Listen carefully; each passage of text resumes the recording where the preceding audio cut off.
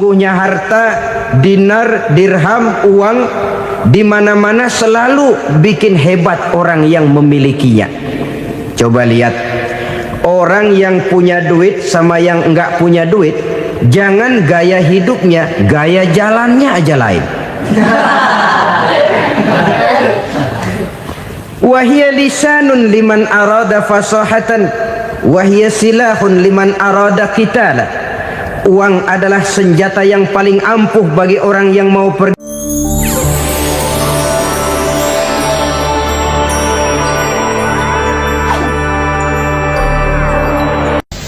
Bapak-bapak, ibu-ibu, saudara-saudara kaum muslimin rahimakumullah. Murai di dahan dan kokok ayam di kandang. Dunia ini penuh dengan berbagai macam kesibukan. Sejak dari petani yang turun ke ladang, pedagang yang berangkat ke pasar, pelajar yang menuju sekolah, sampai kepada pegawai yang berangkat ke kantor, seluruhnya tidak lain untuk mencari sesuatu yang bernama bahagia. Setiap orang menginginkan kebahagiaan, dan tidak seorang pun menginginkan kesengsaraan dalam kehidupan ini. Namun nyatanya tidak setiap orang yang ingin bahagia mengetahui jalan yang harus ditempuhnya untuk sampai kepada kebahagiaan itu. Maka pada kesempatan pertemuan kali ini, saya ingin menyampaikan sebuah hadis dari junjungan kita baginda Nabi besar Muhammad sallallahu alaihi wasallam yang termuat dalam kitab Mukhtarul Ahadits An-Nabawiyah, di mana beliau bersabda, arba'un min sa'adatil mar'i. Ada 4 perkara yang merupakan tanda dari orang bahagia. Saya mau tanya, di antara saudara-saudara yang hadir di sini, apa ada yang kepengen jadi orang sengsara? Ya. Seluruhnya tentu ingin mendapatkan kebahagiaan. Maka menurut resep dari Nabi kita, tanda orang bahagia itu 4. Jadi kalau saudara ingin bahagia, harus mempunyai 4 perkara ini. Yang pertama, orang bahagia itu kata Nabi, darun wasi'un. Punya rumah biar bagus asal gede. Enak ngaturnya, daripada sudah punya rumah kecil, adanya di pinggir kali, gubuk, kalau hujan bocor, miring lagi, kiamat. Loh, kalau gitu Islam materialis dong. Hadis ini boleh diartikan dengan makna hakiki, arti yang sebenarnya. Boleh diartikan dengan makna majazi, arti kiasan. Kalau dia diartikan dengan arti kias, maka yang dimaksud darun wasi'un ay qalbun wasi'un. Rumah yang luas tidak lain daripada hati yang lapang. Karena di situ kunci kebahagiaan yang sebenarnya. Walaupun kita cuma tinggal di petak berukuran 2 kali 3 meter, kalau hati kita luas-luas rasanya rumah itu. Tapi biar rumah kita halamannya saja puluhan ribu hektar, ada kolam renangnya, kamar tidurnya tidak lagi terhitung. Kalau hati yang menempati rumah itu sempit, maka akan terasa sempit jugalah rumah itu. Tempat bergantungnya tidak lain adalah hati. Marilah kita mencoba melihat berbagai pandangan orang tentang bahagia ini. Ada orang menyangka bahwa bahagia itu kalau dia mendapatkan harta yang sebanyak-banyaknya. Siapa yang banyak harta, dialah raja. Apa yang dia mau, seluruhnya bisa dibeli. Keamanannya, dia bisa menyewa petugas. Seluruh fasilitas untuk menyenangkan kehidupannya bisa dibeli. Pendeknya, hartalah segala-galanya dalam kehidupan. Sampai ada pepatah mengatakan, innad darahima fil amakini kulliha taksur rijala mahabatan wa jalala. Sesungguhnya harta, dinar, dirham, uang di mana-mana selalu bikin hebat orang yang memilikinya. Coba lihat, orang yang punya duit sama yang enggak punya duit, jangan gaya hidupnya, gaya jalannya aja lain.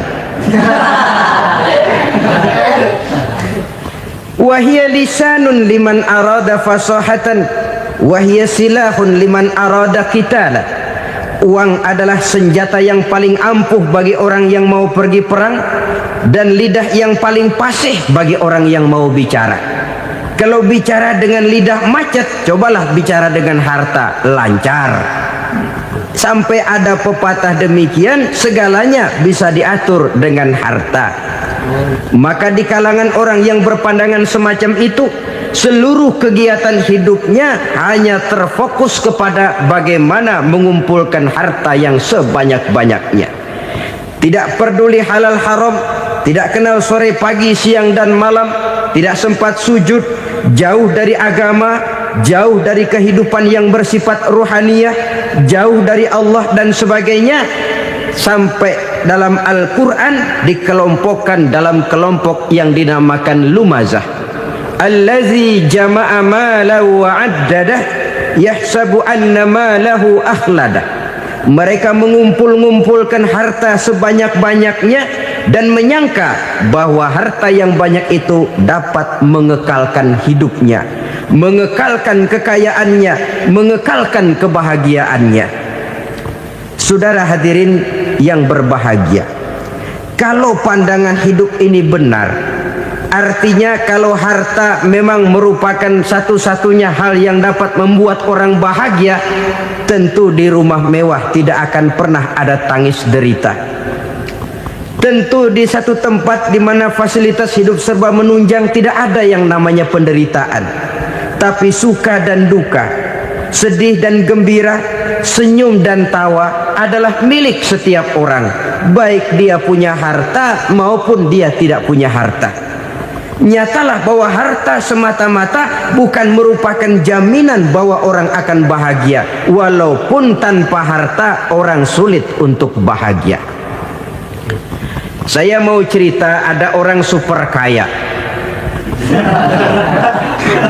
namanya Aristotle Onesimus, raja tanker Yunani. Dia punya kapal tanker saja konon sampai 11 banyaknya. Punya perusahaan penerbangan yang disebut Olympic Airlines. Punya hotel di berbagai kota besar di dunia ini, sejak dari New York, London, Paris, Rome dan sebagainya. Bahkan punya pulau yang dia namakan Pulau Scorpio. Ini kan namanya sudah kaya nggak tanggung-tanggung, punya pulau. Nah, dia punya 2 orang anak, yang satu laki-laki namanya Alexander, yang satu perempuan namanya Maria Onesimus. Seluruh harapannya tertumpah kepada anak lakinya Alexander ini, yang akan meneruskan usahanya, meneruskan kekayaannya, meneruskan dinastinya. Apa yang terjadi? Ternyata anak yang dia harapkan yang bernama Alexander ini mati muda dalam kecelakaan pada waktu dia olahraga. Apa olahraganya? Namanya olahraga anak orang kaya, golongan jet set. Olahraganya olahraga pesawat terbang. Jatuh, ya nggak kapungut, habis mati. Tinggal satu anak perempuannya, Maria Onesimus. Tapi anak perempuan ini juga malah urakan. Terakhir dia pacaran, bahkan kemudian kawin sama orang Rusia. Rupanya Aristotle Onesimus ini broken. Kekayaannya yang berlimpah ruah, perusahaannya yang begitu banyak, siapa yang akan meneruskan? Siapa yang akan menggantikan? Sampai kemudian dia mengurung diri di Pulau Scorpio dan mati di sana secara mengenaskan.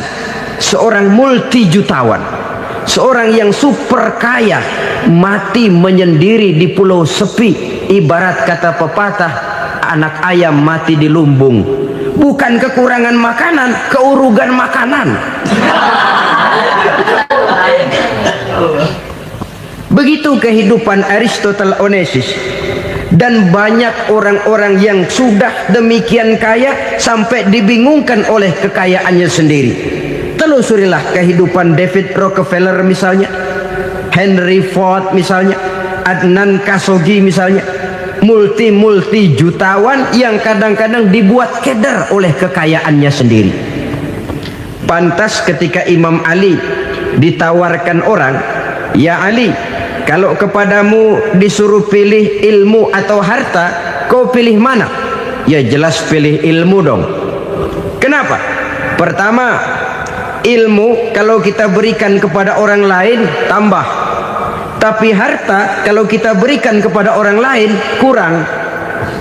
Saudara punya uang 10.000, dibagi orang 5.000, jelas uang saudara berkurang. Tapi saudara punya ilmu diberikan kepada orang lain bisa, saudara pun makin mantap. Tidak lantas jadi bodoh karena ngajarin orang. Saudara bisa Fatihah lalu mengajarkan orang Fatihah, orang bisa, saudara pun makin hafal. Tidak lantas setelah diajarin orang ilmunya hilang. Begitu datang dia minta orang, "Tolong ajarin saya Fatihah," udah habis, nggak ada.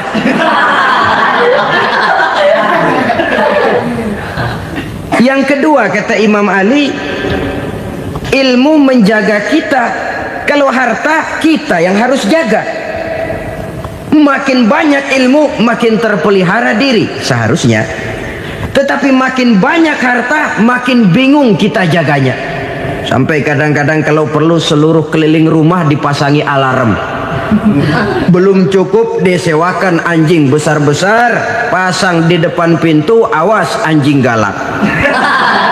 Masih belum cukup juga cari centeng tukang-tukang kepruk jaga rumah. Masih terasa belum aman, padahal rumahnya dikelilingi tembok besar. Di balik tembok ada pintu-pintunya tebal.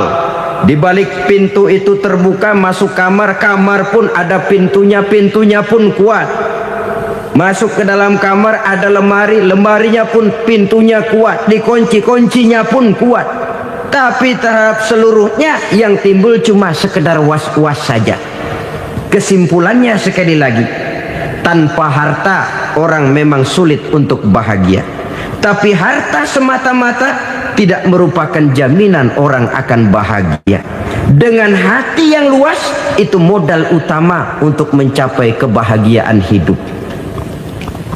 Orang yang hatinya luas, saudara-saudara, punya hati yang lapang, melihat kenyataan hidup ini, dia bersyukur senantiasa kepada Allah. Lantas tidak timbul hasud dan iri hatinya. Oleh karena itu jiwanya selalu lapang. Kalau tidak, cupik hati namanya, dangkal pandangan, tidak senang melihat orang lain dapat nikmat, dan itu sering dijadikan contoh. Kalau orang yang lapang dada, dia lihat tetangganya beli TV baru, dia berkata, "Alhamdulillah ya, tetangga kita beli TV, mudah-mudahan kita bisa ikut nonton." Lapang dadanya. Tapi orang yang sempit hati, lihat tetangga beli televisi, meriang. Enggak diapa-apain, meriang. Besoknya dengar tetangga beli motor, makin sakit, ke rumah sakit. Lalu di rumah sakit dengar tetangganya beli mobil, mati. Disiksa oleh perasaannya sendiri. Orang kalau hati sudah sempit dalam hidup, kemanapun dia pergi, sempit rasanya medan kehidupannya. Kemudian kita melihat juga ada orang yang menilai bahwa bahagia itu katanya kalau punya kedudukan yang tinggi, pangkat yang agung, wibawa yang besar. Mungkin betul, tapi mungkin juga tidak. Bergantung kepada hati orang yang punya pangkat itu. Sama dengan harta tadi.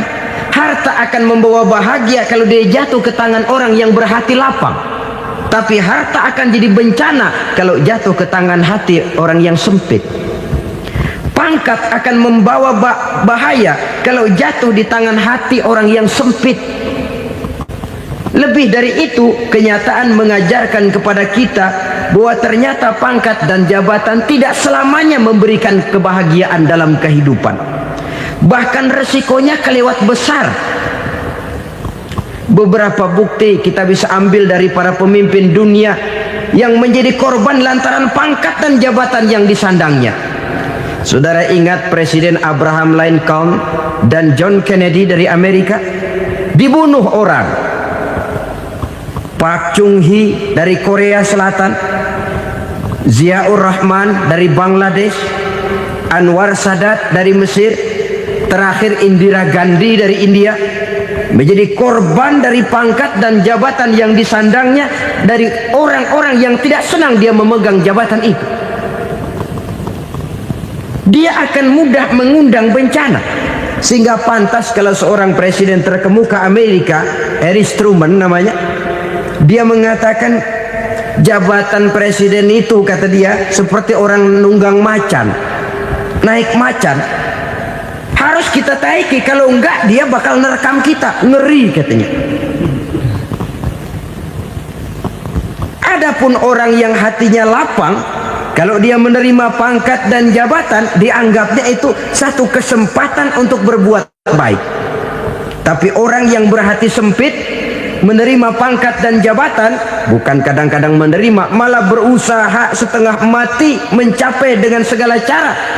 Kalau perlu jilat atas, jilat atas. Jadi golongan sumuhun dawu. Jadi kelompok kulon nuwun, yes sir, yang kerjanya cuma oke bos. Kalau perlu jilat atas, jilat atas. Kalau perlu injak yang bawah, injak yang bawah. Perlu sikut kiri kanan, sikut kiri kanan. Yang penting pangkat dapat, jabatan dapat.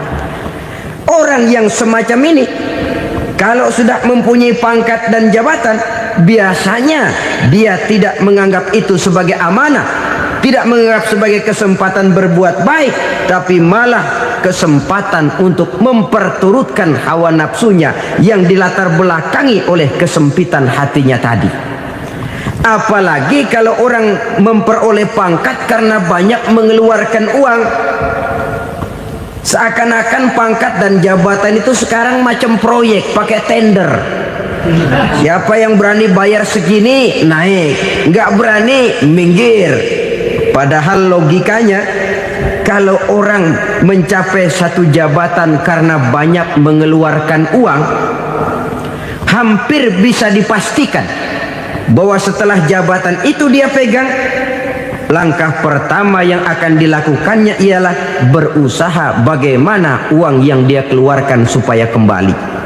Ya paling kurang pulang modal dulu dong. Soal mikirin rakyat soal nanti, tapi ini modal harus pulang. Itu celakanya kalau orang memperoleh pangkat dan jabatan cuma karena banyak mengeluarkan uang.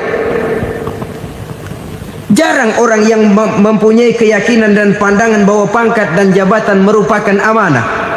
Jadi sekali lagi, pangkat dan jabatan mungkin saja membawa kebahagiaan kalau jatuh ke tangan orang yang berhati lapang. Tapi bisa jadi bencana kalau dia jatuh ke tangan orang yang mempunyai hati yang sempit. Dan lagi-lagi stresnya hati yang lapang. Lalu sebagian orang, saudara, ada yang berpandangan katanya bahagia itu kalau jadi orang terkenal, mempunyai popularitas, menjadi idola di kalangan remaja, di kalangan orang tua, di segala lapisan masyarakat. Padahal makin populer orang, makin terikat dia. Ya kalau macam kita ini kan nggak punya nama, nggak populer, tengah malam buta mau nongkrong di warung Tegal aman. Tapi pangkat, jabatan, kedudukan, popularitas menyebabkan kita diikat dengan berbagai macam peraturan. Cuma mandi sama ke WC saja yang nggak dikawal.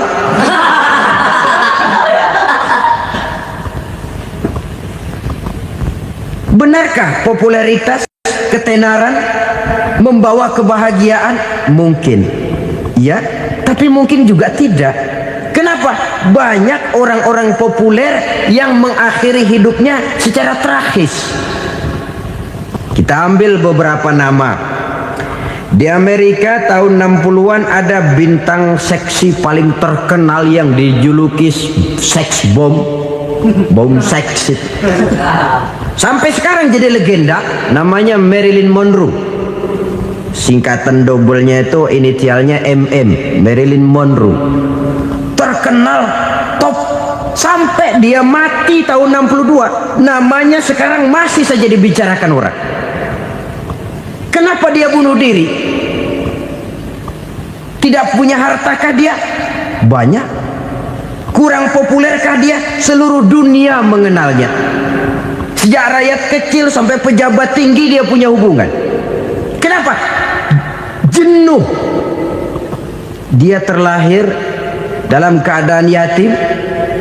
Setelah itu tidak lama dia berangkat remaja, ibunya meninggal. Pindah dari wanita asuh ke wanita asuh sampai 12 orang ibu angkatnya. Dan kekecewaan yang paling parah, setiap laki-laki yang dekat dengannya hanya seperti kapal berlabuh. Datang dan pergi silih berganti. Padahal dia merindukan seseorang yang bisa melindungi hidupnya. Dia rindukan itu dan dia tidak pernah menemukan.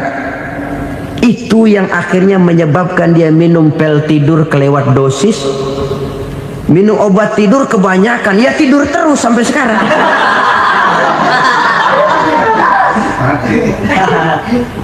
Dia mengakui, saya telah memiliki ketenaran, tapi saya tidak pernah hidup dalam ketenaran itu. Saya pandai main sandiwara, tapi saya ingin hidup dalam alam yang real sebagaimana umumnya orang. Itu yang dia rindukan. Menyusul jejak yang namanya Marilyn Monroe ini, Billie Holiday, saudara kenal tentu. Di rumah sakit dirawat. Dia juga minum obat overdosis, mati lagi. Jimi Hendrix minum obat tidur overdosis kelewat batas, mati lagi.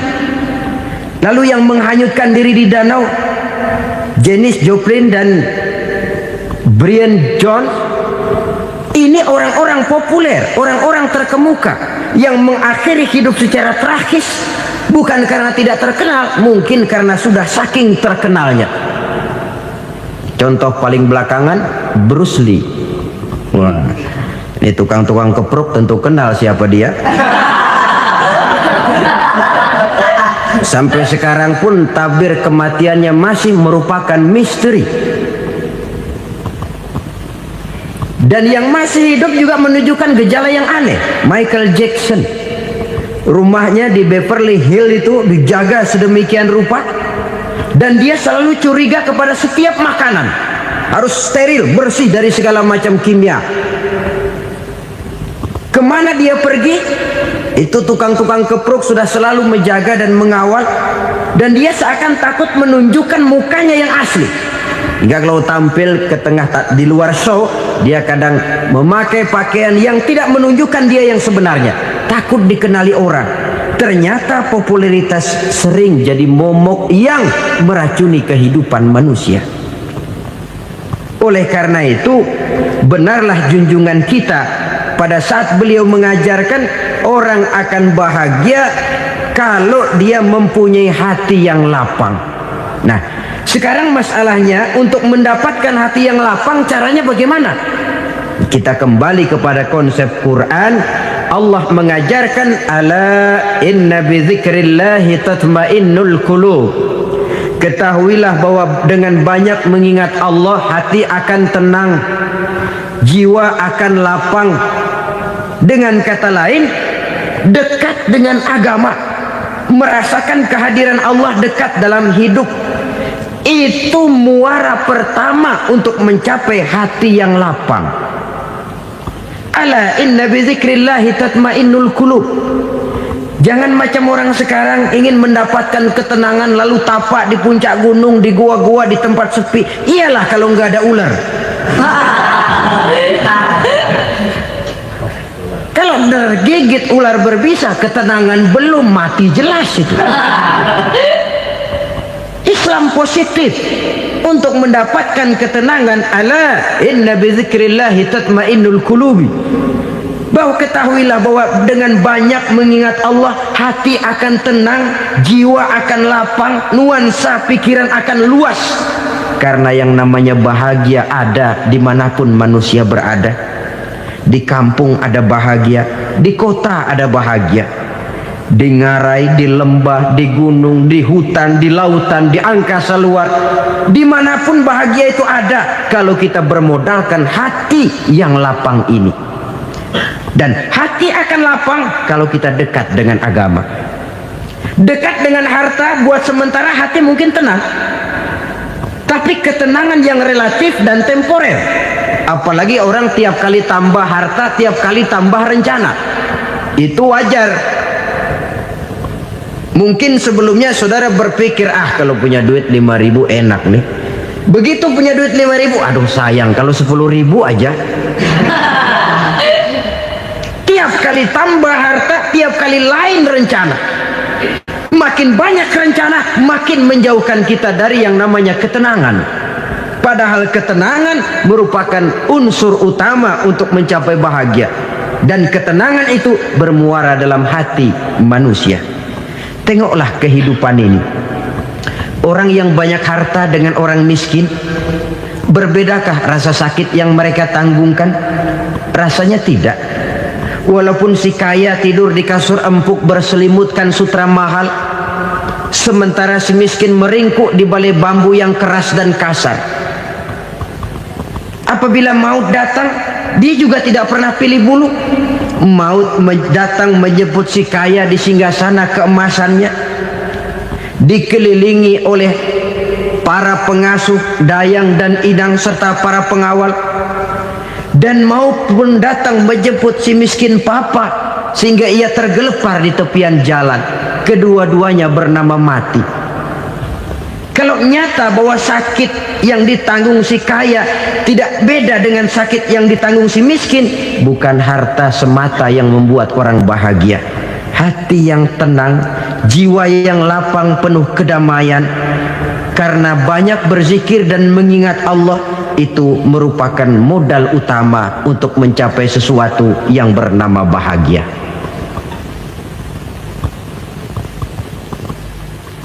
Saudara hadirin yang saya hormati, inilah yang pertama dari 4 ciri yang digambarkan oleh Nabi tentang tanda-tanda orang bahagia. Dan harus berangkat dari yang pertama ini, hati yang lapang. Ini yang harus kita miliki lebih dahulu. Baru nanti akan menyusul kepada poin yang ketiga, kedua, dan selanjutnya.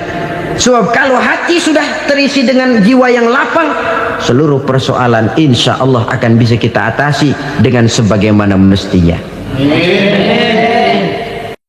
Yang kedua sekarang, tanda orang bahagia menurut baginda Nabi, markabun syariah. Orang bahagia itu, kata beliau, punya kendaraan biar cepat asal lancar. Artinya kemana dia mau pergi mudah. Apa maksud hadis ini? Kalau kita kaji lebih dalam, kendaraan itu kan alat transportasi. Transportasi tidak lain adalah usaha memudahkan komunikasi. Pindah dari situ kepada teori bahwa manusia adalah zon political, makhluk bermasyarakat yang tidak bisa memenuhi kebutuhan hidupnya secara sendirian. Kita memerlukan keberadaan orang lain dalam kehidupan ini. Untuk memakai baju saja kita sudah perlukan petani yang tanam kapas, pabrik yang memintal kapas jadi benang, pabrik yang menenun benang jadi kain, sampai kepada mesin jahit, sampai kepada tukang jahit. Itu cuma untuk memakai pakaian saja. Tidak seorang pun di antara kita yang sanggup memenuhi kebutuhan hidupnya secara sendiri. Kita perlu orang lain. Maka kebebasan dalam arti mutlak, kebebasan tanpa batas, itu tidak mungkin ada dalam kehidupan. Karena kita mengadakan yang disebut interaksi sosial. Setiap kegiatan kita tentu melibatkan orang lain. Menurut kita barangkali kita bebas jalan di jalan raya semaunya, tapi orang lain berkendaraan pun merasa bahwa ini ada juga jalan haknya, dan begitu selanjutnya. Oleh karena itu, maksud dari kendaraan yang cepat ini adalah khulata'uhu ma'as solihin. Lingkungan pergaulannya terdiri dari orang-orang soleh. Pergaulannya luas. Kemana dia pergi ada temannya. Kesulitannya ada tempat dia cerita. Dan kesulitan kalau sudah diceritakan kepada orang lain, taruh kata orang itu tidak bisa menolong, namun menceritakannya kepada orang yang kita percayai, kan paling kurang sudah mengurangi beban jiwa. mengurangi tanggungan batin, merasa masih ada tempat kita cerita. Maka lebih baik orang awam yang mau bergaul ketimbang orang setengah alim tapi ngunci pintu. Sebab nantinya akan timbul sikap picik, cupik pandangan, dan tidak luas menghadapi kenyataan dalam kehidupan ini. Namun yang harus kita garis bawahi, pergaulan memang mesti luas. Namun jangan sekali-kali lupa bahwa pergaulan sangat besar pengaruhnya dalam ikut membentuk kepribadian manusia. Sehari-hari bisa kita bilang, kalau kita dekat sama tukang minyak wangi, sekalipun nggak dibagi minyaknya, baunya tentu dapat. Betul? Tapi dekat sama tukang elas, walaupun nggak kena apinya, asapnya mesti kena. Kalau Syauqi mengatakan lebih jelas lagi, man asyaral asrafa asa musyarrafan wa muasyiral anzali ghairu musyarrafin. Awalam taral jildal hakira muqabbalan bisagri lamma sara jildal mushaf. Siapa yang bergaul dengan orang mulia, dia bakal ikut menjadi mulia. Tapi siapa yang berteman dengan orang hina, dia tidak bakal ikut menjadi mulia. Tidakkah kau lihat, kata Syauqi, kulit kambing yang hina pun dicium orang ketika menjadi kantong Quran. Kulit kambing hina, kalau dia sendirian gak ada yang mau cium. Tapi begitu dia bergaul dengan Quran, menjadi kantong Quran, dipakein minyak wangi, ditaruh di tempat yang tinggi, mau diambil dicium dulu, dibawa dengan penuh hormat dan hati-hati. Kulit kambing yang hina lantaran berteman dengan Quran, numpang mujur. Tapi coba lihat kalau kulit kambing berteman dengan kayu, jadi beduk, habis. Zohor dikemplang, asar dipukul. Itu pun sedikit saja, cuma salah milih teman. Yang temannya Quran dihormati orang, yang temannya kayu lantaran jadi beduk, gelap-gelap subuh orang udah kemplangin.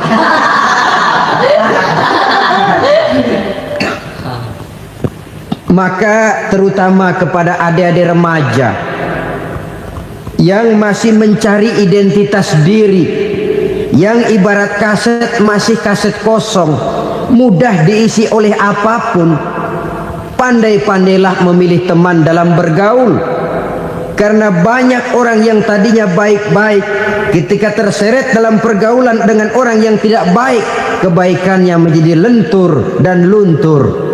Tapi berapa banyak bajingan-bajingan tengik, orang-orang yang berlumur noda dan dosa, tiap hari melakukan maksiat, namun bergaul dengan orang yang baik-baik, pada akhirnya sedikit demi sedikit beringsut dan berangsur dia terbiasa mengikuti kebaikan-kebaikan.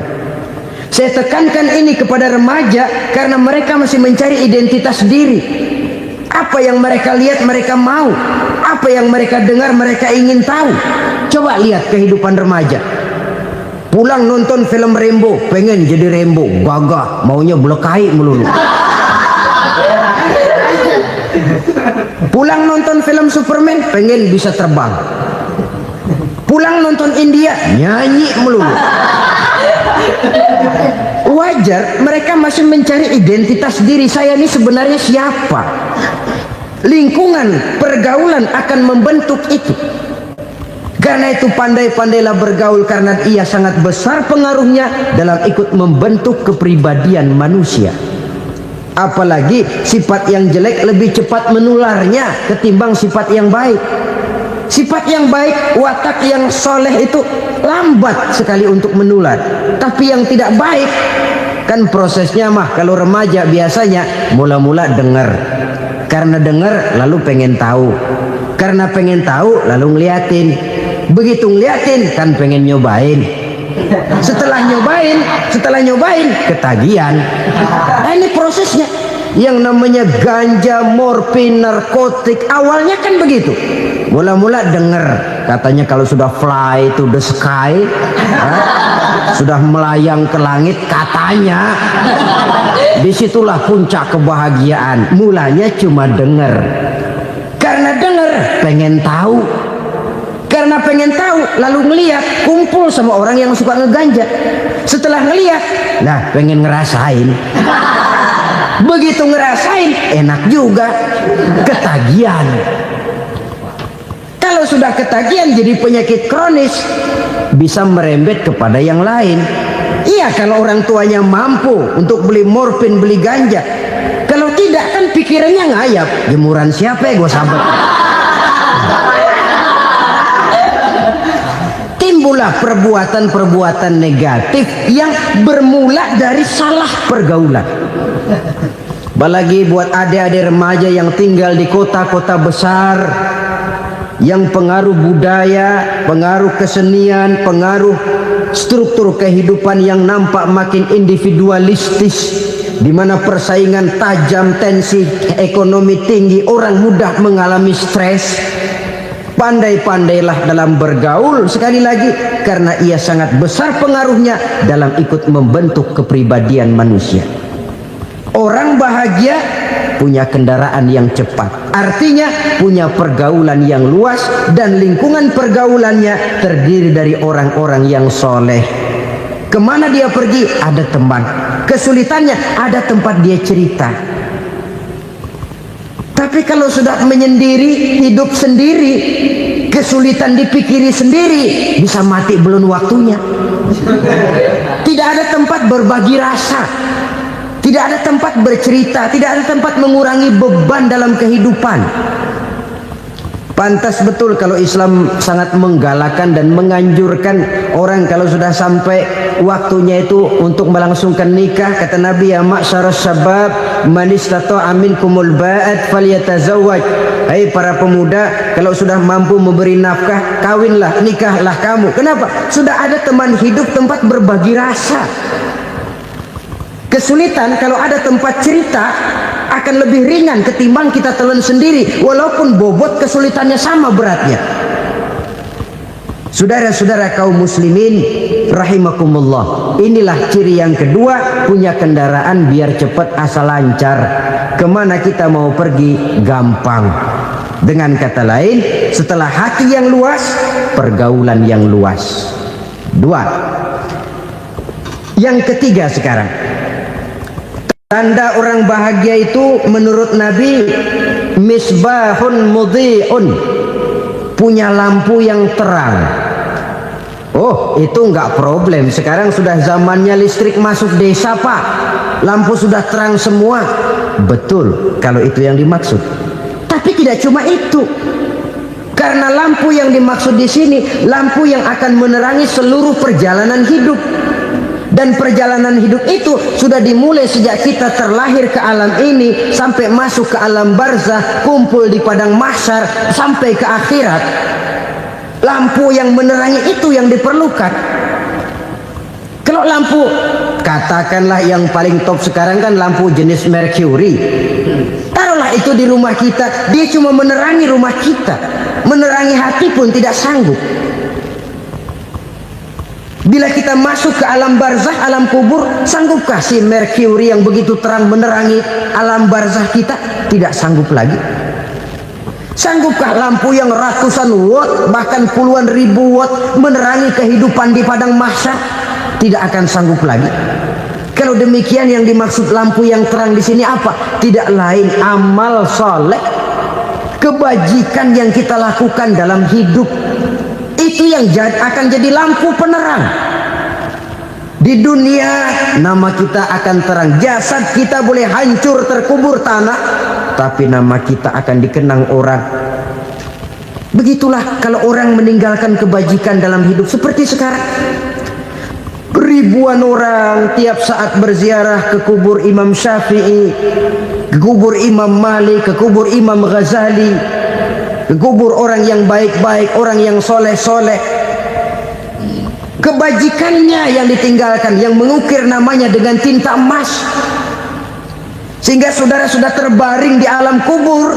Orang lewat, Allah, ini kuburannya Fulan bin Fulan, dulu ini kebaikannya Masya Allah, saya ikut merasakan. Mari kita mampir sebentar, kita Fatihah, mohon disampaikan Allah pahalanya kepada almarhum. Al-Fatihah. Itu kalau orang baik-baik.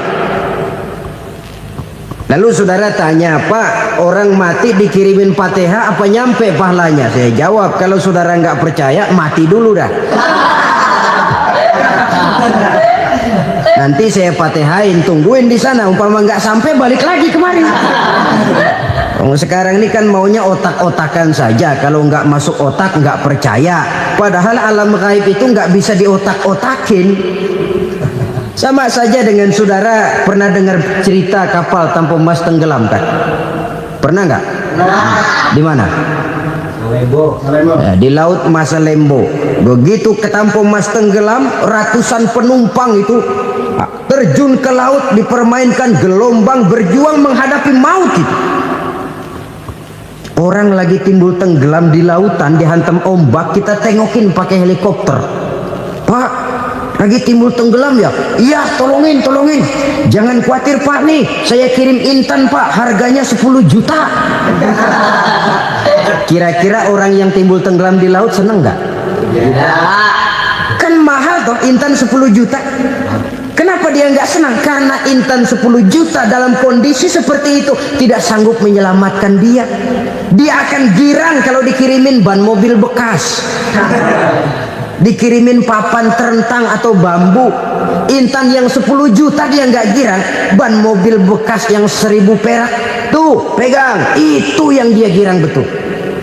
Inilah sebabnya Nabi berkata, mal mayyitu fi qabrihi illa kal ghariqil mutaghawwis. Orang yang meninggal di alam kuburnya seperti orang timbul tenggelam di lautan. Yantaziru da'watan min ahli, menunggu doa dari keluarganya yang masih hidup. Duh, bapak saya sudah meninggal, saya sayang benar sama dia. Kirimin kulkas ke kuburannya Itu sama saja dengan tadi orang tenggelam di lautan dikirimi intan yang harganya 10 juta, tidak sampai. Begitulah kalau kebajikan yang kita tinggalkan dalam hidup, sudah mati pun kubur kita masih diziarahi orang. Tapi kalau jahat yang kita tinggalkan, boro-boro lah orang mau doa lewat dekat kuburan kita juga serem. Tuh bajingan dulu mati dipendem di situ tuh. Jangan lewat situ, ntar kesurupan, jangan. Lewat saja orang ngeri. Konon lagi membacakan Fatihah dan mengirimkan doa. Hidup pada hakikatnya adalah kesempatan untuk berbuat baik. Maka sekali kesempatan itu diberikan, manfaatkan dengan sebaiknya. Sebab kesempatan kedua tidak akan pernah ada. Kesempatan berbuat baik di sini, di akhirat sudah pembalasan namanya. Sekali kesempatan itu dicabut, dia tidak akan pernah dikembalikan lagi. Kata Iqbal, hidup tidak mundur ke belakang, Bung. Berhenti diinjak orang, mundur hancur. Tidak ada kata mundur dalam hidup ini. Berhenti diinjak orang, mundur kecebur. Tidak ada kata lain, harus maju dalam kehidupan dalam artian yang positif. Hidup adalah kesempatan untuk mengumpulkan kebajikan yang sebanyak-banyaknya. Di situ nilai daripada manusia. Sekarang ini memang nggak kelihatan kok, orang yang banyak pahala sama yang banyak dosa nggak kelihatan kok. Barangkali kalau habis bikin dosa palanya pada benjol, mungkin orang takut sama dosa. Tapi sekarang sama saja, orang yang banyak dosa dengan yang nggak banyak dosa jalan bareng dari belakang, sama, nggak kelihatan beda. Tapi ada waktunya di mana pahala memegang peranan, di mana dosa diperlihatkan. Sama saja kalau kita bawa mobil siang, lampu kan nggak begitu berfungsi. Apa lalu bilang, alah ini lampu berat-beratin, copot-copotin aja dah. Tidak perlu begitu. Kenapa? Pada suatu saat malam senja akan datang. Bila matahari terbenam, senja pun datang, gelap mulai merayap, disitulah baru terasa perlunya lampu. Pahala begitu. Sekarang orang yang nggak ada pahalanya nggak kelihatan dalam kehidupan. Tapi pada suatu saat senja kehidupan akan datang. Ajal merenggut nyawa, malam merayap, dan hidup mulai diliputi kegelapan di alam barzah. Dikala itu kalau nggak punya lampu, alangkah malangnya kita. Sebab amal yang baik, kata Nabi, di alam barzah itu akan diciptakan menjadi perempuan yang cantik menemani kita. Amal yang jahat akan menjadi orang yang paling jelek nemenin kita. Sudah di tempat gelap yang nemenin jelek.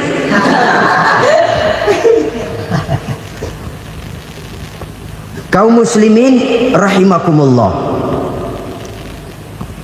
Kalau demikian masalahnya, tergantunglah kita pandai memanfaatkan waktu. Al-waktu kasayf, waktu itu cepat sekali. Yang namanya waktu itu tahu-tahu.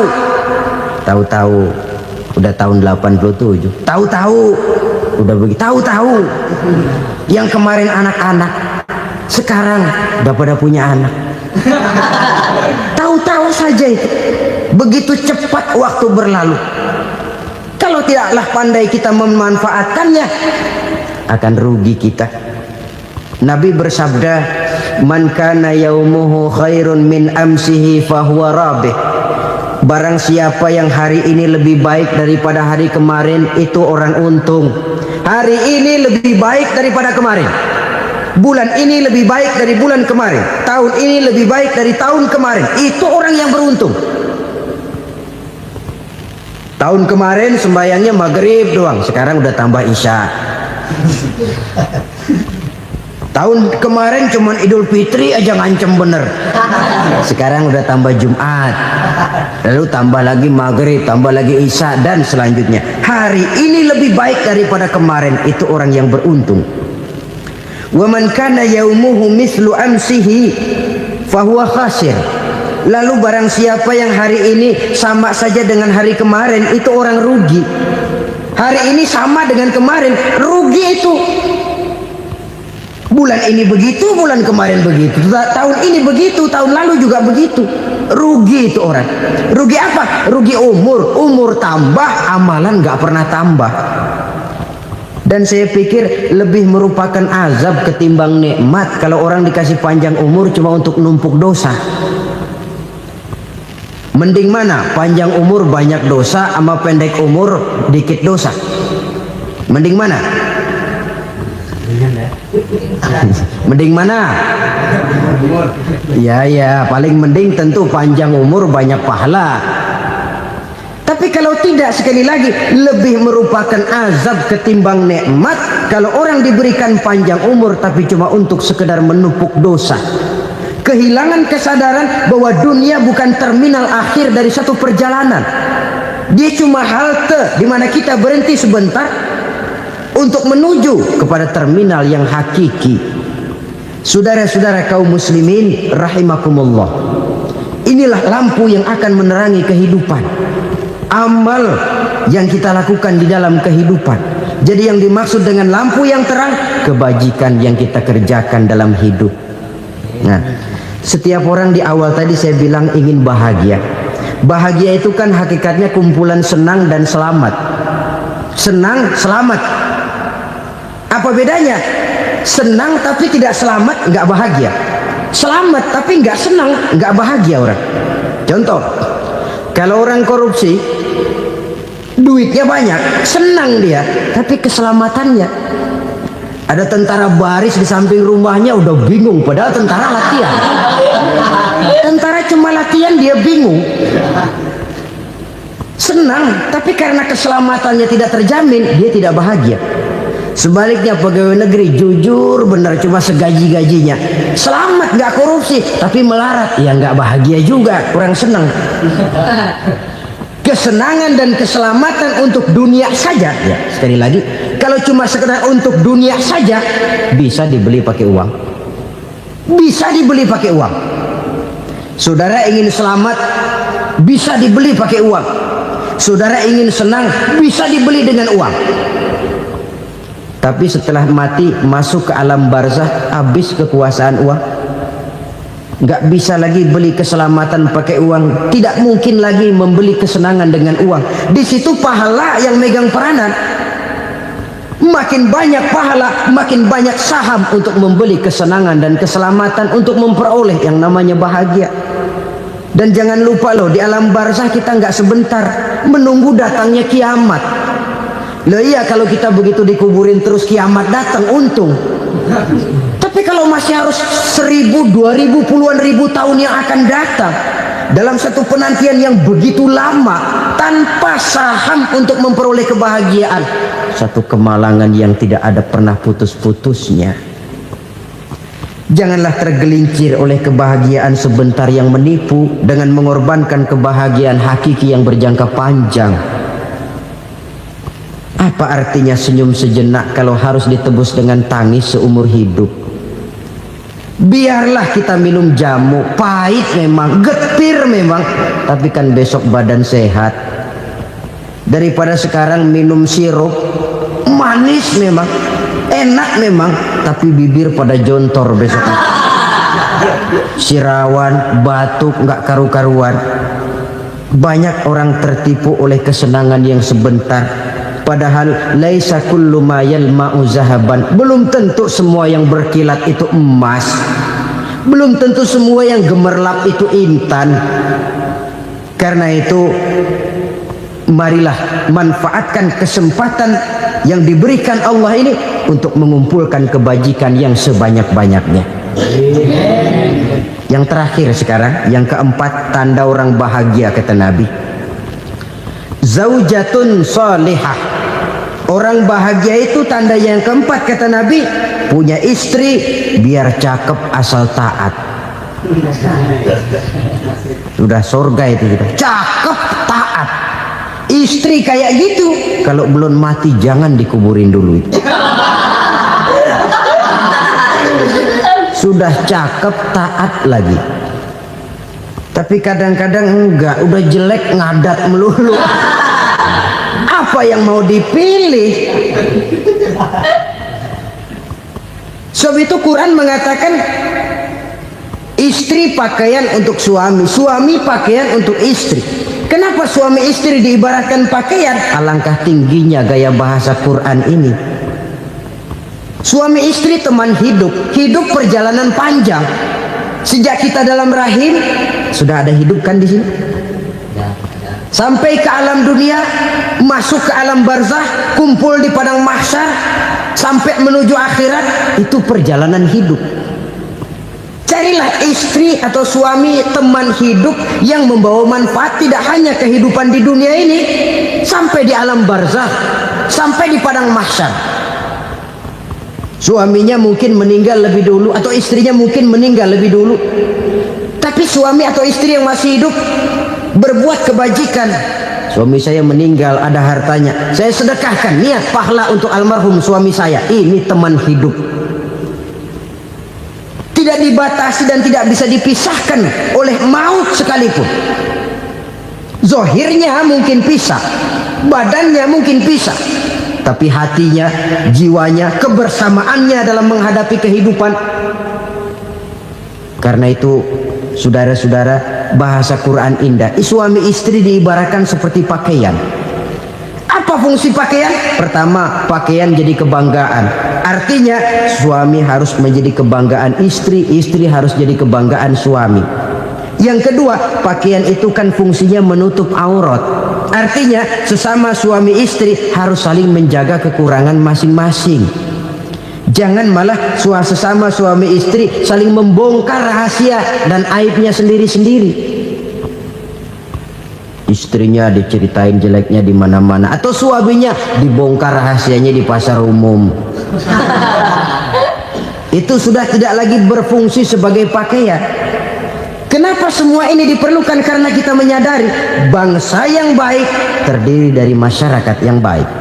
Masyarakat yang baik merupakan susunan dari warga yang baik. Warga yang baik adalah terdiri dari rumah tangga yang baik. Dan rumah tangga yang baik merupakan susunan dari pribadi yang baik. Dari situ langkah dimulai. Membangun satu bangsa yang baik diawali dengan membangun rumah tangga yang baik, dengan menciptakan pribadi-pribadi yang baik. Sehingga dari sini diharapkan berkembanglah nilai-nilai kebaikan. Orang akan bahagia mempunyai istri yang soleh.